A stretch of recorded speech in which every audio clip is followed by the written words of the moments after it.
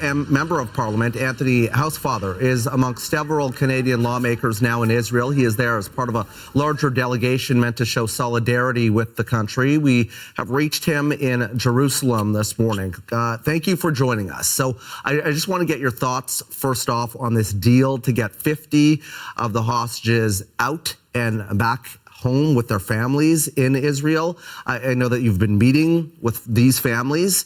What's your reaction, and have you been able to talk to them to get their reaction to this? So I'm very gratified. I've met with the families in Ottawa, in Montreal, in Washington, D.C. last week, and here. And we're going to be meeting families at 4:00 Israel time. So we haven't yet met them since the deal was announced. But I'm very gratified because, of course, one of the priorities over the last many weeks has been recovering these innocent civilians, women, children, and men who were taken against their will over the Gaza border on October the 7th. That's part of a horrific massacre that was perpetuated by the terrorist group Hamas here in Israel. Now, we were speaking to the spokesperson from the Israeli government earlier and talking about how there is really a lack of trust between Hamas and Israel, and that this deal was brokered through a third party, a Qatari negotiator.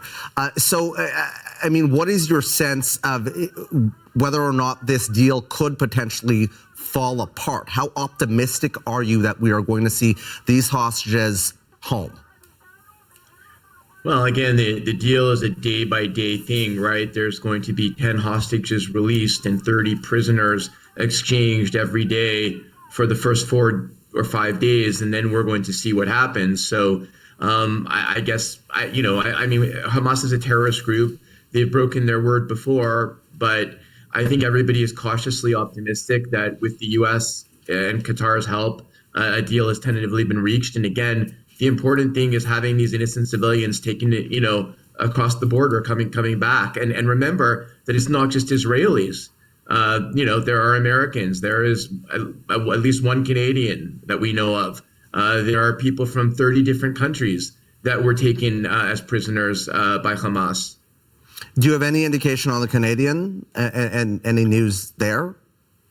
I don't think anybody yet knows who's going to be released on a daily basis. I'm certainly hoping that our Canadian comes back in one of the first exchanges, but I have no knowledge of when that will fit in. Of course, we also don't know, right, how many of the hostages taken across the border are still alive or what condition they're in, because nobody has had the opportunity to ever go visit them since October the 7th.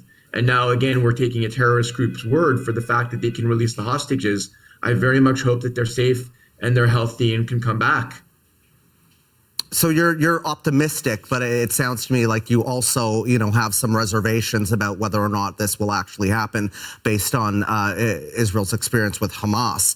I want to talk to you about the aid situation that this 4-day pause could give some really needed aid into that region. Talk to me about that and how crucial that is. I think the first point is that, we want the hostages back. And the second point is we want to make sure that aid reaches civilians in Gaza. So as part of this deal, my understanding is there is an agreed number of trucks of aid that can come across the border into Gaza. And I think, again, that's very important because we want to make sure that hospitals can function and that men, women, and children in Gaza have clean water and food to eat and proper health care and proper supplies. So I think all of these, these parts of the deal are all good. And again, I hope they come to force. Are you optimistic that a pause in this fighting could mean more foreign nationals, including Canadians, getting out of the region? I think, again, one of the things that has to happen is Egypt has to make sure the border is open and that all foreigners leave Gaza. I would certainly hope that during this pause in fighting, if it at least maintains, according to the deal, that all foreigners will now be allowed to leave Gaza and get out. Last month, a group of MPs, including many Liberals, wrote the Prime Minister calling on him to advocate for a ceasefire. The Prime Minister has called for a humanitarian pause and called for Israel to exercise, quote, maximum restraint, which he doubled down on. Do you believe Israel should exercise maximum restraint here when it comes to civilian casualties? I believe Israel always exercises maximum restraint when it comes to civilian casualties. There's one party to blame for civilian casualties on the Israeli side and civilian casualties on the Gazan side, all of which are equally horrible, and that is the terrorist group Hamas that broke a ceasefire, entered Israel on October 7th, and massacred over 1,200 people, including many foreigners and including at least 7 Canadians. So let's put the blame where it lies. The IDF has advisors on international law. They don't seek to massacre or hurt civilians. They're going after military targets, which are tunnels that have been built deep under the ground, under hospitals, under mosques, under schools in Gaza, with civilian populations on top to use them as human shields. And all of these deaths should be blamed on Hamas. And one of the things that has to be clear is that a ceasefire, the idea that we would leave Hamas in place to rebuild its infrastructure, is a non-starter in Israel. Right. Nobody in the Israeli political spectrum from any side agrees with that. Okay, so I want to ask you about that because the Prime Minister, Liberals, have not called for a permanent ceasefire. Why won't you call for that? Because there are a lot of Canadians, a lot of people around the world that want to see a ceasefire. Because I think those people either don't understand what a ceasefire means. A ceasefire is an internationally legal term. It means that you are saying that Israel should seek to agree with a terrorist organization on terms for a ceasefire, and then expect that a terrorist organization that has broken those terms over and over again would be respecting them. Israel has just gone through a situation where over 1,200 Israelis were massacred in one day. And to the extent they don't get rid of Hamas, which is a terrorist organization, and getting rid of Hamas is not only good for Israel, it's good for the Palestinians, it's good for the world. If they don't get rid of it, all they know is that Hamas, whose mission is to destroy Israel, it's in their charter, will come back and kill 1,200 more people another day. So they want to get rid of Hamas. The world needs to get rid of Hamas. And a ceasefire, the question of a ceasefire, again, is a non-starter in Israel. If we want to negotiate with Israel, if we want to talk to Israel about what is possible, like humanitarian pauses, like aid into Gaza, like making sure foreigners can leave, we can't start using terms that have no resonance here.